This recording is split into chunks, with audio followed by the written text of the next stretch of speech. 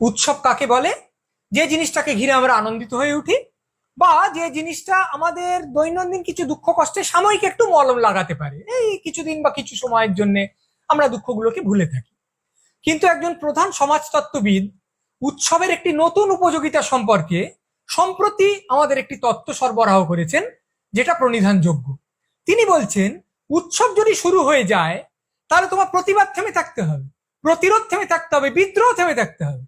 ঠিক যেরকম রেফারি খেলা শেষের বাঁশি বাজিয়ে দিলে তুমি আর খেলা চালাতে পারো না, তোমাকে বল নিয়ে চলে যেতে হবে, সে তুমি যত গোলই হারো না কেন। ঠিক সেইভাবে তোমার মনের মধ্যে যতখানি ক্ষোভ সঞ্চিত হোক না কেন, যতখানি ক্রোধ পুঞ্জীভূত থাক না কেন, সেটাকে আর তুমি উগরে দিতে পারবে না, আছড়ে ফেলতে পারবে না, কারণ এবার উৎসব শুরু হয়ে গেছে। ফলে উৎসব যে একটি সুমহান আব্বুলিশ, যেটা বলে দিলে আর তুমি চোর ধরতে পারবে না, এটা কেউ এতদিন জানতো না, কিন্তু এখন নতুন করে জানলো। কি ঘটেছে? একটা প্রখর অন্যায় ঘটেছে, এবং অনেকজনের মনে হয়েছে সেই অন্যায়ের প্রতিকার করার কথা যাদের ছিল তারা সেই অন্যায়ের প্রমাণ লোপাটে সাহায্য করেছে, এবং সেই অন্যায়ের এক প্রধান হোতাকে আরো উঁচু কর্তৃপক্ষ থেকে তিরস্কৃত করার বদলে পুরস্কৃত করা হয়েছে। ফলত একটা সমাজ দাঁড়িয়ে থাকে যে প্রতিশ্রুতিগুলোর ওপর, যার মধ্যে একটা প্রধান প্রতিশ্রুতি হলো এই যে কেউ যদি অন্যায় করে তাকে চিহ্নিত করে শাস্তি দেওয়ার চেষ্টা করতে হবে, সেটাই লঙ্ঘিত হয়েছে। সেই জন্য কিছু লোক প্রতিবাদ করেছে, এই জনরোষ আছড়ে পড়েছে। এবং এটাও একটু বুদ্ধি থাকলেই বোঝা যায় যে এই অন্যায়টাকে কেন্দ্র করে জনরোষটা আছড়ে পড়লেও আসলে শাসক দলের বা সরকারের অনেক দিনের অনেকগুলো অন্যায়ের বিরুদ্ধে ক্রোধ ও ক্ষোভ পুঞ্জীভূত হচ্ছিল, এটাকে উপলক্ষ করে সেটা পুরোটা উগরে আসছে। তা সেটা জেনে শাসক দল কি করেছে? ক্ষমা প্রার্থী হয়েছে?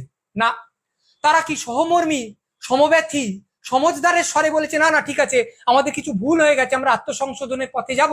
না, তারা কি করেছে? তারা কট্টর শাসকের স্বরেই বলেছে যে ভাই এসব করতে যাসনি। তাদের কিছু চেলা চামুন্ডা আছে যারা হুমকি দিয়েছে যে অমুকের বিকৃত ছবি আমরা পোস্টার করে টাঙাবো, তমুককে বেরোতে দেবো না।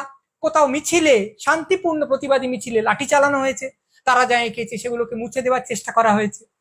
এবং তারপরে এই শাসকের প্রধান একজন মানুষ এই আশ্চর্য উৎসবের তত্ত্বটা এনে হাজির করলেন। তত্ত্বটা কি? সেটা হচ্ছে, বাবা যা হয়েছে হয়েছে, এবার উৎসবে ফিরে এসো, পুজোয় ফিরে এসো, মানে বিপথে যাচ্ছিলে এবার ফিরে এসো। সেই অভিভাবকরা বলেন না যে এই অনেক খেলা হয়ে গেছে, এবার কিন্তু 7টা বেজে গেছে, পড়তে বসো।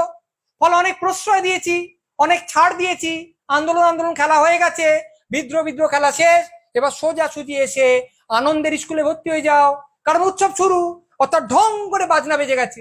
এতদিন উৎসবকে একটা সাময়িক নিরাময়ের কাণ্ড হিসেবে অনেকজন লোক অভিহিত করেছেন, কিন্তু কেউ উৎসবকে বলেননি যে এটি একটি সুদৃঢ় জবনিকা। এইটা যখন এসে পড়ে গেছে, তখন এর আগে কি হয়েছে সেটা মুছে গেল। উৎসব একটা বিরাট ইরেজার, যা দিয়ে উৎসবের আগে যা হয়েছে প্রাক উৎসব সমস্ত অন্যায় মুছে গেল। এইবার শুরু হচ্ছে একটা আশ্চর্য মজার সময়।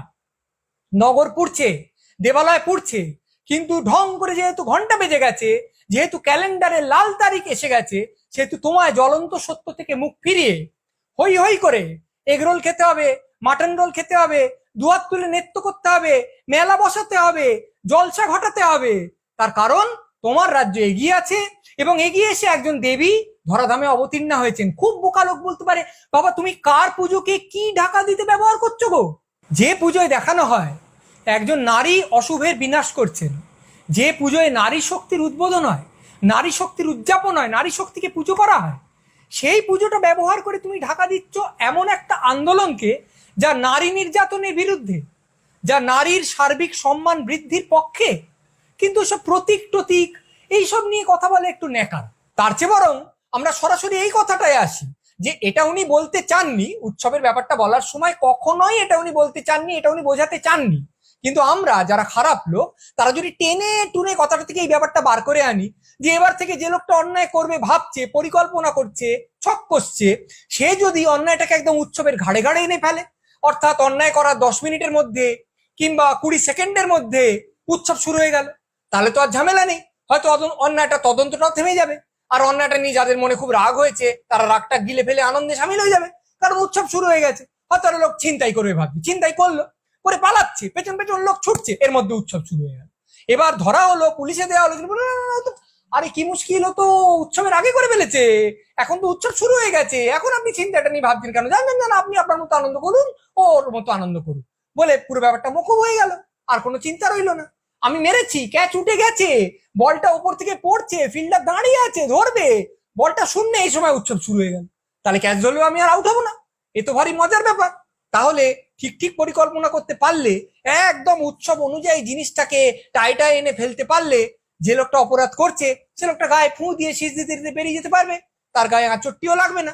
আমাদের সবসময় মনে রাখতে হবে, আমাদের এক মহাকবি কি অসামান্য সমস্ত পংক্তি লিখে গেছেন, সেগুলো আমাদের মনে রেখে মাঝে মাঝে আবৃত্তি করতে হবে। সেগুলো কি? অন্যায় যে করে আর অন্যায় যে সহে, উৎসব তাদের ঘিরে নদী সম বহে। অন্যায় প্লাস্টিকে মুড়ে উৎসবের স্রোতে ফেলে দাও, ভেসে যাবে নানান হুজ্জতে। কি স্লোগানে ফেঁপে ওঠে রাজ্যের ভাবমূর্তি, অশেষ অন্যায় হোক, সঙ্গে হোক ফুর্তি।